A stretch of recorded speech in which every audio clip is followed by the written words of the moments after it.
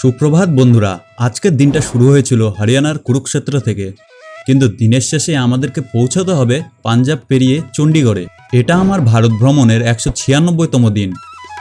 কাল রাতে টেন্টে থাকার পর সকালে ঘুম থেকে উঠে প্রথম কাজটি ছিল সব জিনিসপত্র গুছিয়ে নেওয়া। টেন্টটা গুছিয়ে নিয়ে এবার রওনা দেব চণ্ডীগড়ের উদ্দেশ্যে। সকালে আধার কার্ড আর ড্রাইভিং লাইসেন্স ফেরত পেয়ে গেলাম, সঙ্গে গ্লুকোজ মিশিয়ে জল খেলাম, আর সকালের খাবার হিসাবে ছিল চিড়ে ভাজা। চারপাশে সবুজে ভরা চাষের জমি, আর আমরা ধীরে ধীরে এগিয়ে চলেছি হরিয়ানার শেষ প্রান্তের দিকে। আজ একটা ইচ্ছে ছিল, হরিয়ানার শেষ চা খেয়ে রাজ্যটাকে বিদায় জানিয়ে পাঞ্জাবে ঢুকবো।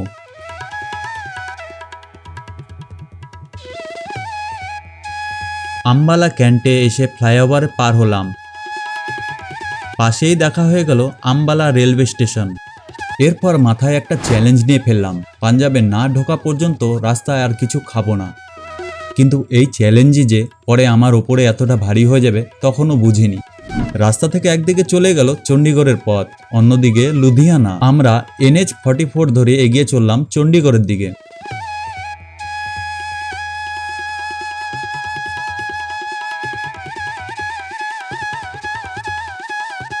ঘড়িতে তখন বিকেল 4:24। সকাল থেকে শুধু চিড়ে খেয়ে আছি, অথচ পাঞ্জাবের দেখা নেই।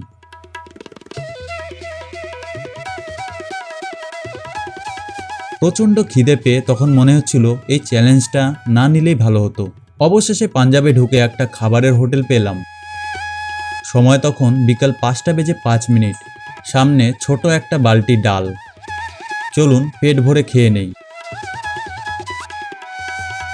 ওয়েলকাম টু পাঞ্জাব বন্ধুরা, আমার সাইকেলে ভারত ভ্রমণের 14তম রাজ্য পাঞ্জাবে আপনাদের সবাইকে স্বাগত। চা খেয়ে আবার রওনা দিলাম চণ্ডীগড়ের উদ্দেশ্যে, কিন্তু রাত হয়ে গেল, থাকার জায়গা ঠিক হয়নি।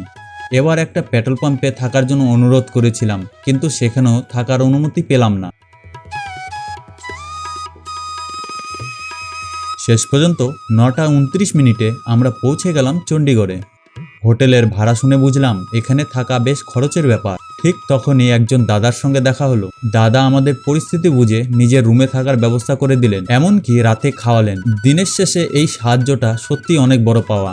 আজকের মতো এখানেই শেষ করছি। আগামীকাল চণ্ডীগড়কে একটু ভালোভাবে ঘুরে দেখব। ভিডিওটা পুরোটা দেখার জন্য সবাইকে অনেক ধন্যবাদ।